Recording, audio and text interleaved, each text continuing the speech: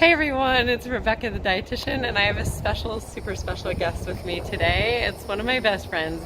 I met Jules Price here as a business mentor, and now she's become a best friend and a complete and total inspiration, fitspiration, and it's been a journey. And now I am so inspired by her every day and watching her just transform her whole health and fitness routine, and I would like her to share with you some tips on how you might be able to transform your own health and fitness as well. So hey Jules, thanks for joining us and sharing. Thanks so much. This is fun. Well, so I would have been the last person in the world, I think, to ever give tips to anyone on health and fitness for the last 40 some years of my life. But yeah, it's been a pretty amazing journey in the last 3 years or so. And it actually started with a health challenge. I was diagnosed with MS, and for any of you that either know someone or have experienced that, it just kind of set me back in a lot of different ways, both mentally and physically. And I think somewhere along the line I just sort of gave up a little bit on myself and just kind of thought, oh well, this is good enough, as far as how I felt physically. And then things just really turned around for me. I just decided, I'm going to apply kind of what I apply in business with that vision and going after what I want and taking day by day and being consistent in my life.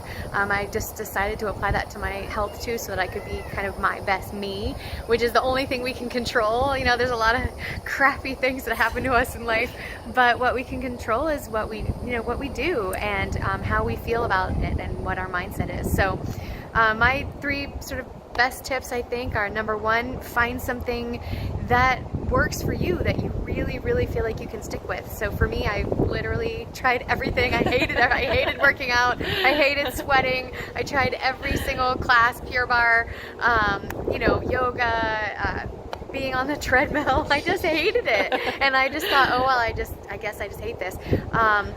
And then I ended up finding really, really randomly introduced to the kind of gym structure that I really connected with. It's a gym called Hybrid Strength Club, and for me, if you're in Sarasota, Hybrid Strength Club. For me, it's been life-changing. I connected to the kind of movement, I connected to the trainer and the way his philosophy, the way he teaches, the way he has that mind-body connection, and all of a sudden it was something that it really took me baby steps, but I could see myself making progress, and I could see myself wanting to get better at it and seeing myself getting stronger every day. So keep searching for something that you feel like you can stick with, and something that you connect to, because believe me, I tried everything and it's out there for you. The second thing I would say is, don't be afraid to be bad at something before you get good at something. For me, most adults don't do things that they're bad at. They try it for half a second and say, oh, it's not for me, because, it's just really hard to put yourself in a situation where you suck.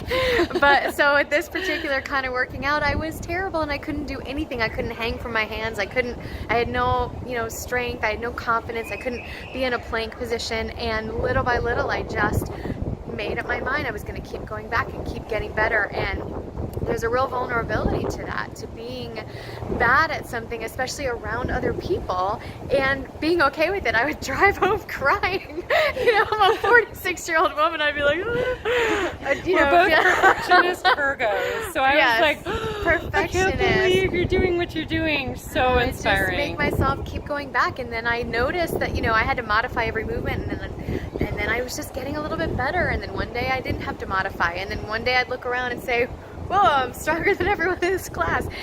So just being not afraid to be bad at something before you get better is a really, really hard thing to do, but it's a great skill.